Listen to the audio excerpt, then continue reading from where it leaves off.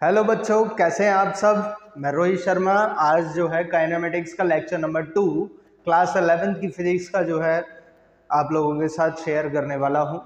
Lecture 2 में हम लोग जो बेटा डिस्कस करने वाले हैं वो टॉपिक है अपने डिस्टेंस, डिस्प्लेसमेंट, स्पीड और इंस्टेंटेनियस स्पीड, और इनके बीच में यूज होने वाले न्यूमेरिकल्स को भी जो है एक बढ़िया मोड़ देते हुए जो है सॉल्व करेंगे हम लोग। तो आपका ज़्यादा टाइम वेस्ट नहीं करते हैं और शुरू करते हैं हम लोग डिस्टेंस डिस्प्लेसमेंट से। ओके जी। अब अगर हम लोग बात करें हम लोग डिस्टेंस पे बात करते हैं। डिस्टेंस होता क्या है?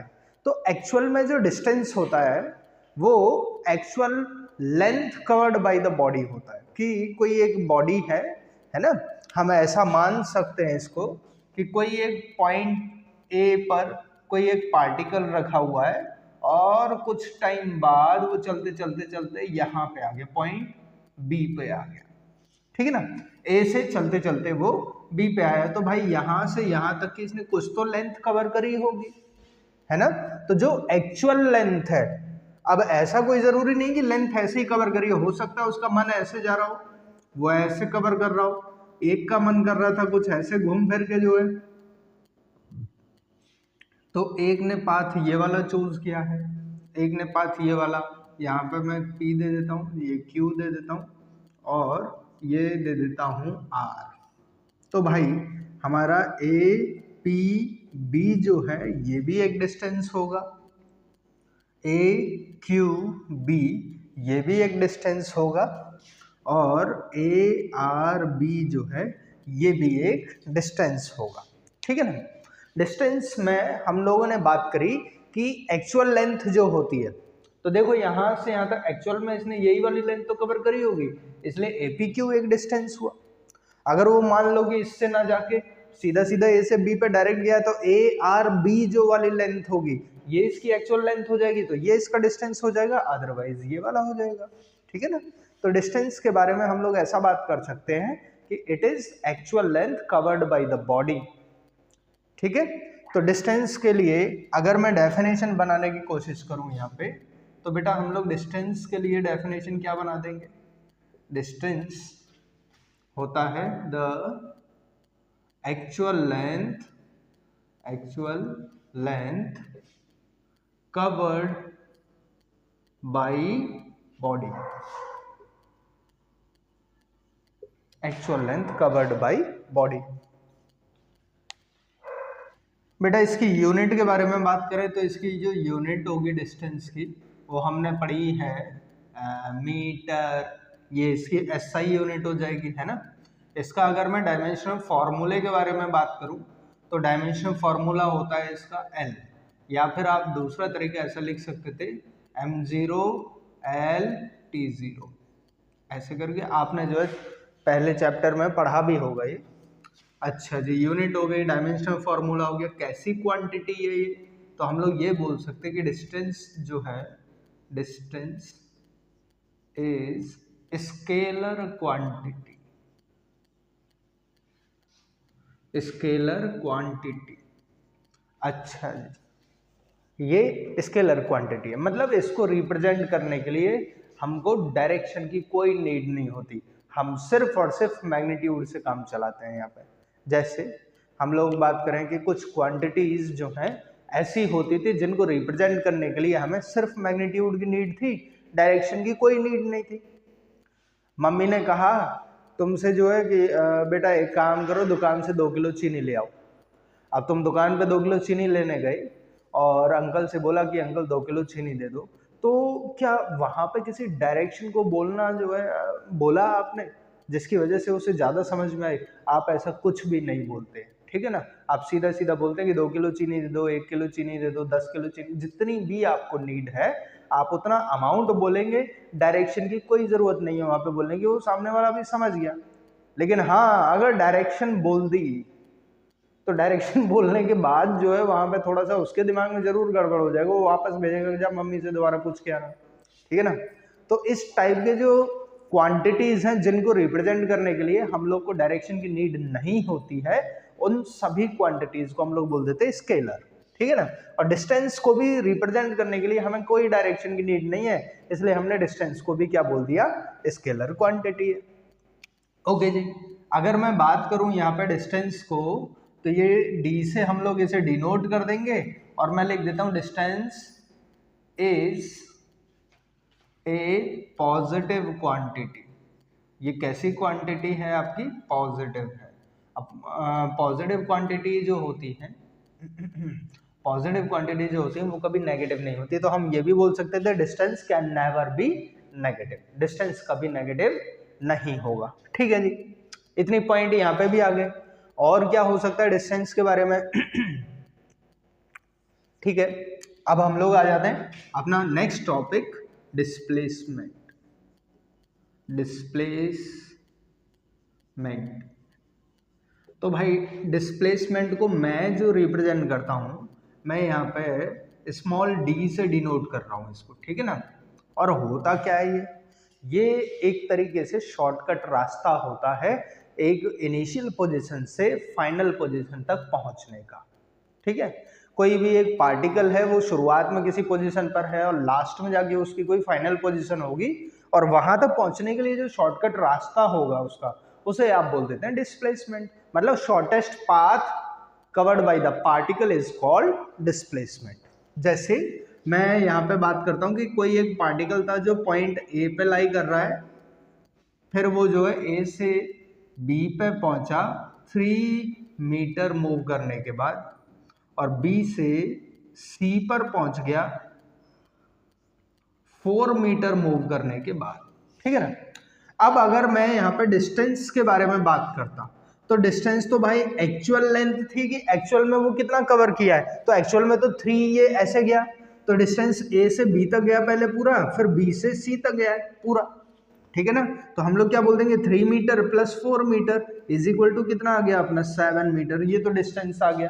लेकिन अगर मैं डिस्प्लेसमेंट के बारे में बात करता हूं, तो डिस्प्लेसमेंट जो पार्टिकल होता है वो क्या बताएगा हमें, शॉर्टकट रास्ता। तो अब हमें शॉर्टकट ए से ऐसे सी तक आना ज्यादा शॉर्ट पड़ेगा या डायरेक्ट ए से सी तक आना शॉर्ट पड़ेगा, तो मुझे पता है कि डायरेक्ट ए से सी तक जो है ये सबसे शॉर्ट पड़ेगा मुझे तो ये वाला जो रास्ता था ये आपका डिस्प्लेसमेंट होगा। ये राइट एंगल बना रखा है, तो पाइथागोरस थ्योरम लगा देंगे, इसको मान लो h है ना, तो h square is equal to क्या हो जाएगा 3 का स्क्वायर प्लस 4 का स्क्वायर, पाइथागोरस थ्योरम लगा दी मैंने, तो h इज इक्वल टू आ जाएगा 9 प्लस 16 का अंडर रूट तो h इज इक्वल टू कितना हो जाएगा under the root of 25 which is equal to 5 metre. मतलब आपका जो डिस्प्लेसमेंट आया वो कितना आ गया 5 मीटर, जबकि डिस्टेंस कितना था 7 मीटर था। ये इन दोनों में अंतर आ जाता है ना। तो हम लोग डिस्प्लेसमेंट की डेफिनेशन क्या लिख देंगे, it is the shortest path between initial and final position of a body। कोई एक बॉडी है, उसकी कुछ इनिशियल पोजीशन होगी, कुछ फाइनल पोजीशन होगी, और दोनों के बीच का जो शॉर्टकट रास्ता होगा उसको हम लोगों ने क्या बोल दिया है, डिस्प्लेसमेंट बोल दिया। तो मुझे लग रहा है डिस्प्लेसमेंट भी आपको समझ आ रहा है धीरे धीरे, और मैं इस वाले पोर्शन को जो है इसे मिटाई दे रहा हूँ, ये केवल एग्जाम्पल आपको समझाने के लिए बनाया हुआ था। ठीक है ना। अच्छा जी, डिस्प्लेसमेंट के बारे में अगर और बात करें कि इसकी यूनिट क्या है, तो भाई इसकी जो यूनिट होती है ये भी तो, इसकी यूनिट भी तो मीटर ही होगी। ठीक है ना। इसका डायमेंशन फॉर्मूला भी सेम होना है क्योंकि यूनिट सेम है, तो हम बोल सकते हैं m0LT0, ये इसका डायमेंशन फॉर्मूला हो जाएगा। और मैं बात करूं यहाँ पे, तो डिस्प्लेसमेंट जो है बेटा ये जो है आपकी वेक्टर क्वांटिटी होती है। ठीक है ना, तो मैं लिख सकता हूं कि displacement is a vector quantity, मतलब इसको रिप्रेजेंट करने के लिए हमें डायरेक्शन की भी नीड होती है। ओके जी, ये एक वेक्टर क्वांटिटी है, डायमेंशन फॉर्मूला ये हो गया, यूनिट ये हो गई। अगर मैं बात करूं तो डिस्प्लेसमेंट जो है can be positive, common negative और जीरो। ये तीनों में से कोई भी वैल्यू जो है हो सकती है इसकी। ठीक, एक खास बात और होगी डिस्टेंस और डिस्प्लेसमेंट में। अगर मैं इसी वाले पाथ के बारे में बात करूं, इसको पाथ 1 नेम दे देते हैं, इसको पाथ 2 नेम दे देते हैं, इसको पाथ 3 नेम दे देते हैं, तो जो डिस्प्लेसमेंट होगा अपना वो पाथ 2 ही रिप्रेजेंट करेगा, बिकॉज सबसे छोटा रास्ता ए से बी तक पहुंचने का हमको पता है कि वो ए टू बी डायरेक्टली ये जो ए आर बी वाला है ये होगा, इट इज शॉर्टेस्ट, है कि नहीं? तो ये अपना डिस्प्लेसमेंट होगा।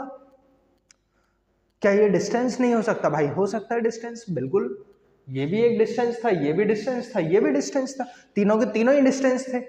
तो मुझे यहां से ये पता चल रहा है कि जो इनिशियल और फाइनल पोजीशन थी इनके बीच में डिस्टेंस की बहुत सारी वैल्यूज हो सकती हैं, वो उसके पाथ पर डिपेंड करेंगी, जबकि डिस्प्लेसमेंट की केवल एक ही वैल्यू होगी, एग्जैक्ट 1 वैल्यू, ठीक है ना, एग्जैक्ट एक वैल्यू होगी डिस्प्लेसमेंट के लिए। तो हम यहाँ ये बोल सकते थे कि इनिशियल और फाइनल पोजीशन के बीच में डिस्प्लेसमेंट की केवल एक ही वैल्यू होती है। तो हम लोग यहाँ पे ये बोल सकते हैं कि there is only one value between initial and final position of a body displacement के अंदर, ये भी एक बात आ जाएगी, ठीक है ना। तो मुझे लग रहा है डिस्टेंस और डिस्प्लेसमेंट जो है इतनी चीजें क्लियर हो गई हैं आपको। स्क्रीनशॉट ले लेंगे इसका। स्पीड पे बात कर लेते हैं हम, स्पीड क्या होती है। तो किसी बॉडी की स्पीड को निकालने के लिए हम लोग बात कर लेते हैं कि कोई बॉडी कितने टाइम में कितना डिस्टेंस कवर कर रही है, ठीक है ना।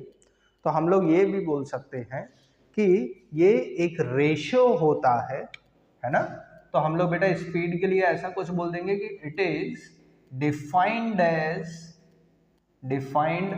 As ratio between distance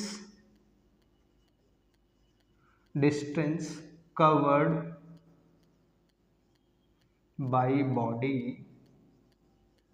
in a given interval of time,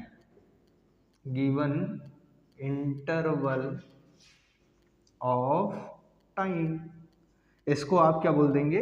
speed बोल देंगे। इसके बारे में बात करें तो इट इज डिनोटेड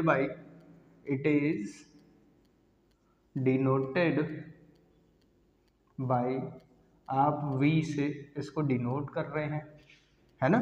इसकी यूनिट के बारे में बात करेंगे बेटा, तो यूनिट ऑफ स्पीड जो होगा ये आ जाएगी आपकी मीटर पर सेकेंड। इसके बारे में और कुछ बात करें, हम लोग बात करें ये जो है कैसी क्वांटिटी है, तो इट इज स्केलर क्वांटिटी, ये एक स्केलर क्वांटिटी है ना। ये कुछ बातें जो है इसकी हुई। एक डायमेंशन फार्मूला और देखते हैं इसका। Dimension formula of speed is equal to m0 LT minus का 1, ठीक। तो बेटा स्पीड को अगर हम लोग बात करें तो मुझे पता है कि स्पीड इज इक्वल टू, आपने एक बड़ा कॉमन फॉर्मूला था पढ़ा होगा, speed is equal to distance upon time, ये फॉर्मूला पढ़ा था। स्पीड को हम लोग v से दिखा रहे हैं, डिस्टेंस जो होता है किसी पार्टिकल का वो s होता है, और टाइम को हम लोग t बोल देंगे। तो speed is equal to distance upon time जो होगा ये आपकी स्पीड निकल आएगी। अब स्पीड जो है हम बात करें तो स्पीड भी आपकी जो है यूनिफॉर्म हो सकती है, नॉन यूनिफॉर्म भी हो सकती है। तो यूनिफॉर्म स्पीड क्या होती है, अगला क्वेश्चन यही है, यूनिफॉर्म स्पीड क्या होगी। तो हम लोग बोल देंगे अगर कोई particle equal distance equal time में कवर कर लेता है, मतलब ऐसे देखेंगे कि मैंने मान लिया यहाँ पॉइंट ए से बी तक ये है 1 मीटर डिस्टेंस और टाइम लग रहा है 2 सेकंड का। तो अगला 1 मीटर बी से सी के लिए अगला 1 मीटर फिर से 2 सेकंड में ही कवर होगा, अगला 1 मीटर सी से डी तक फिर से 2 सेकंड में। तो हम लोग क्या देख रहे हैं हर बार कि भाई डिस्टेंस भी सेम लग रहा है और टाइम भी सेम, हर बार 1 मीटर ही मूव कर रहे हैं और टाइम कितना लग रहा है हमें 2 सेकंड का।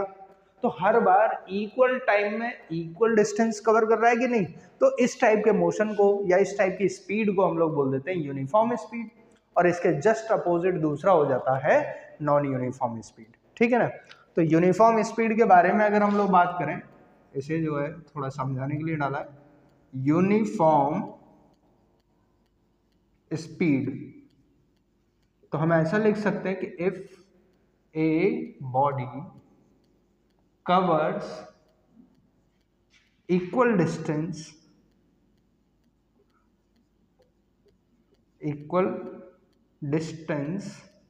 in equal interval of time, then it is called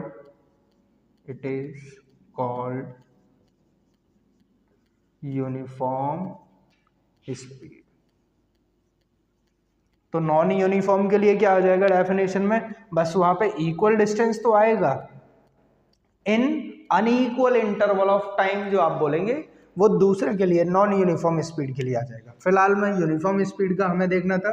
uniform speed की डेफिनेशन क्या बनेगी कि अगर कोई body equal distance equal interval of time में अगर कवर कर रही है तो उसकी जो स्पीड होगी उसे हम लोग बोल देंगे यूनिफॉर्म स्पीड। ठीक है, इसका स्क्रीनशॉट ले लो। नॉन यूनिफॉर्म स्पीड पे बात करें तो अगर कोई particle equal distance unequal time में कवर करता है तो उस स्पीड को हम लोग क्या बोल देते हैं, उसकी स्पीड को नॉन यूनिफॉर्म स्पीड बोल देते हैं। ठीक है ना। तो हम लोग इसके बारे में ऐसा लिख सकते हैं कि if A particle covers equal distance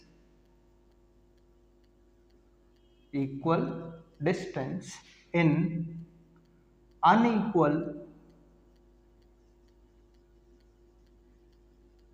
unequal interval of time, then its speed is called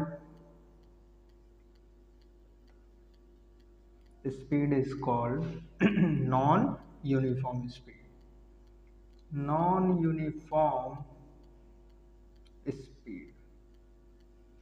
okay जी, तो मुझे लग रहा है कि नॉन यूनिफॉर्म स्पीड भी जो है आपको समझ आ गई है। और जैसी नॉन यूनिफॉर्म स्पीड हो जाती है, अब हम बात करेंगे एवरेज स्पीड पर। एवरेज स्पीड के लिए हम लोग बात करते हैं कि भाई किसी बॉडी ने जो टोटल डिस्टेंस कवर किया है अपॉन टोटल टाइम जो होगा, इन दोनों का जो रेशो होता था उसे हम लोग क्या बोल देते थे, एवरेज स्पीड बोल देते थे। एवरेज स्पीड पे बात कर लेते हैं हम लोग। तो एवरेज स्पीड क्या होगा आपका, total distance upon total time. ठीक है ना। तो हम लोग टॉपिक बात करने वाले हैं अब एवरेज स्पीड, और इसे जो है हम लोग बात करेंगे डिनोट करेंगे VAV से, और ये आता है बेटा आपका total distance covered upon total time taken.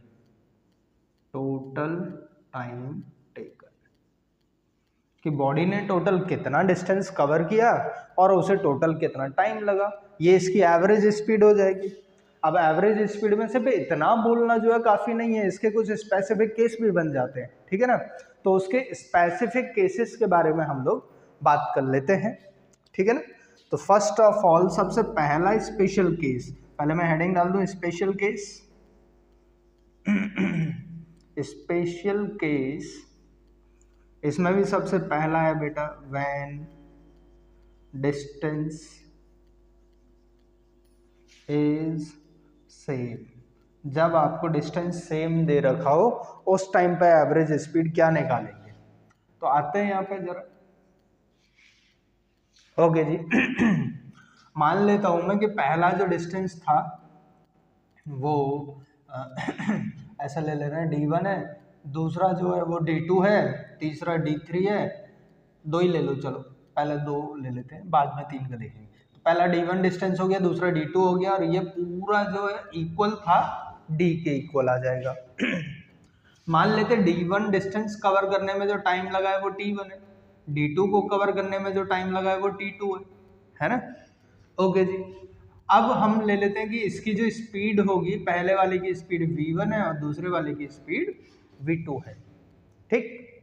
तो मुझे तो एवरेज स्पीड चाहिए थी, तो v एवरेज जो होगा टोटल डिस्टेंस मतलब d1 plus d2 upon total time हो गया t1 प्लस t2। तो भाई d1 और d2 ये दोनों ही जो है सेम दे रखे हैं, तो मैं इन दोनों की जगह पे क्या कर दूंगा यहाँ पे लिख दूंगा d प्लस डी। और टाइम के लिए अपन को फॉर्मूला पता है, अभी थोड़ी देर पहले हमने देखा था ना, speed is equal to distance upon time. Speed को आप v बोल रहे थे, तो टाइम इज इक्वल टू क्या हो जाएगा, डिस्टेंस अपॉन स्पीड। अगर मैं टाइम 1 निकालना चाह रहा हूँ तो डिस्टेंस अपॉन स्पीड 1, टाइम 2 निकालना चाहूंगा तो डिस्टेंस अपॉन स्पीड 2। यहाँ पे वैल्यूज लगा देंगे, तो t1 की जगह मैं लगाऊंगा d upon v1 plus d upon v2। और मुझे जो है इन दोनों में कुछ कॉमन भी नजर आ रहा है, तो अपना v एवरेज जो फॉर्मूला बनेगा वो क्या बन जाएगा, v average is equal to 2d, यहाँ से d कॉमन ले लूंगा तो 1/v1 प्लस 1 अपॉन v2, और इस d से ये d कैंसिल हो जाएगा, तो v average is equal to आ जाएगा 2 अपॉन ये वाला 1 upon v1 plus 1 upon v2।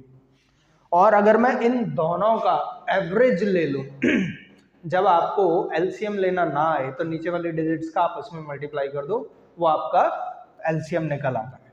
तो भाई मैं यहाँ पे एलसीएम लेने वाला हूँ, तो ये मिलेगा मुझे v1 v2, इधर मिल जाएगा v1 प्लस v2, और ये घूम के आएगा इधर, तो v एवरेज जो होगा आपका ये मिल जाएगा 2v1 v2 upon v1 plus v2। This is average speed when distance remains same. जब दो पोजीशन के बीच का जो डिस्टेंस है अगर वो सेम है, उस केस में जो हम लोग एवरेज स्पीड लगाएंगे वो ये वाला फॉर्मूला यूज करने वाले हैं, ठीक है ना। जैसे इस पर बेस्ड एक क्वेश्चन करते हैं हम लोग। मान लेते हैं कि रोहित कोई एक बच्चा है और वो अपने घर से स्कूल जा रहा है, और मैं मान लेता हूँ कि घर से स्कूल जाते टाइम जो है रोड खाली थी, उसकी जो स्पीड थी वो 30 किलोमीटर पर आवर की स्पीड है, ठीक है ना, 30 किलोमीटर पर आवर। और स्कूल से जब घर आ रहा है तो भीड़ भाड़ वाला इलाका था, इस चक्कर में जो उसकी दो फाइनल वाली जो स्पीड होगी वो होगी 20 किलोमीटर पर आवर, ठीक है ना। ओके जी, एवरेज स्पीड जो है v एवरेज मुझे इसका निकालना है, तो हम फॉर्मूला लगाएंगे v average is equal to ये वाला formula 2 into 30 into 20 upon 30 plus 20। इन दोनों को ऐड करके मैं 50 लिख दे रहा हूँ एक साथ। इस 0 से 0 कैंसिल, 5 से ये जाएगा 6 बार, 2 6 12, 12 2 24, तो अपना आ जाएगा 24 किलोमीटर पर आवर, ठीक है ना। और इस क्वेश्चन में ज़्यादातर गलती ये हो जाती है कि बच्चे क्या करते हैं, दोनों स्पीड को ऐड करते हैं और 2 से डिवाइड कर देते हैं, क्योंकि एनसीईआरटी में तो हमें यही फॉर्मूला दे रखा है v1 प्लस v2 अपॉन 2। लेकिन केस भी होता है ना, वो कब लगाते हैं formula v1 plus v2 upon 2, या फिर ये वाला फॉर्मूला कब लगाते हैं, ये केसेस पे ही हम लोग डिस्कस कर रहे हैं, इसीलिए मैंने इसको स्पेशल केस नाम दिया है, केस 1। अब हम लोग केस 2 पे बात कर ले रहे हैं, जिसमें v1 प्लस v2 अपॉन 2 जो है फॉर्मूला यूज होता है, ठीक है। जल्दी से स्क्रीनशॉट ले लो इसका। दूसरे स्पेशल केस के बारे में हम लोग बात करेंगे जब आपका टाइम सेम दे रखा होगा, है ना। तो स्पेशल केस का स्पेशल केस, इसमें जो सेकंड पार्ट है इसमें आप बोल देंगे व्हेन टाइम इज सेम।